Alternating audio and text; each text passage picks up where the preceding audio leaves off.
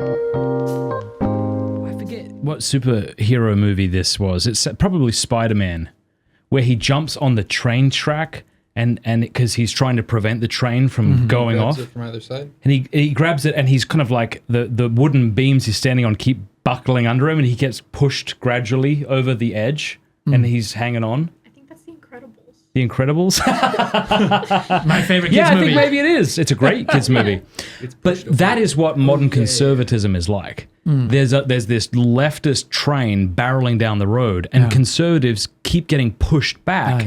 And they keep conceding ground. That's right. And saying false things. Like, speaking about an abusive language, I'd love your take on this. I'm of the opinion that we shouldn't, well, maybe I haven't thought this through enough, but I feel uncomfortable when people use the term biological male. Yeah. To me, that's a little like saying traditional marriage. Yeah. There's just marriage. Yeah. There's not, I mean, you can call it traditional marriage to now distinguish that from the false thing. Yeah. You can say biological male, I suppose, but I think is that conceding linguistically, do you think? That's that squish it back on the train tracks. What do you think? It's a when did you stop beating your wife question.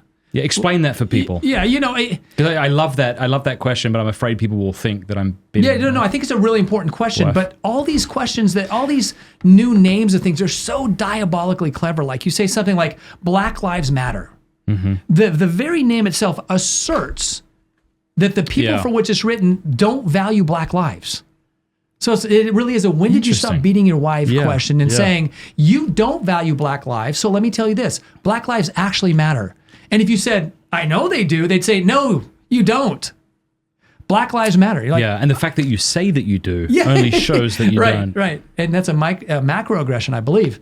But all these names. So in Florida, they have this law. Hey, why don't we protect the innocence of 5-year-olds to 8-year-olds and not talk about all the sexual stuff? And they're like, that's the don't say gay bill.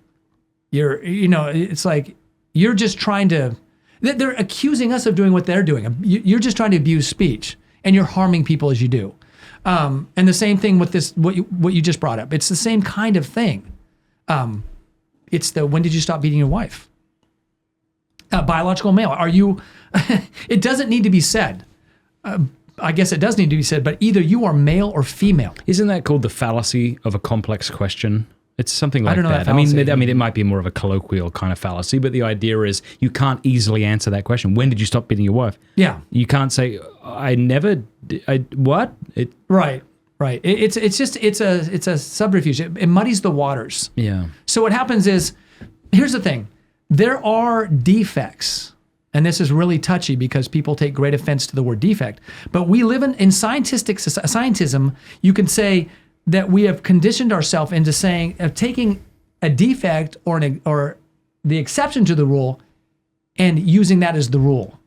Yeah. So, I mean, something really interesting, we say the number of people who are not XXXY chromosomes is very negligible. It's very small. And it's worth considering, but it's not worth considering as the norm because it's not normal. It's a defect. And it's one we ought to take seriously. It's one we ought to be very empathetic and sensitive about. But because there are certain genetic defects, like the XXY or there's other certain chromosomal defects, these are very serious issues, but they're not rules. They're not the norm. So to say biological male is almost giving it to saying, well, this type of thing has now become the norm. And it's really interesting because 20 years ago, if you did a survey, they would say 1.7% of all people are identify as LGBTQ.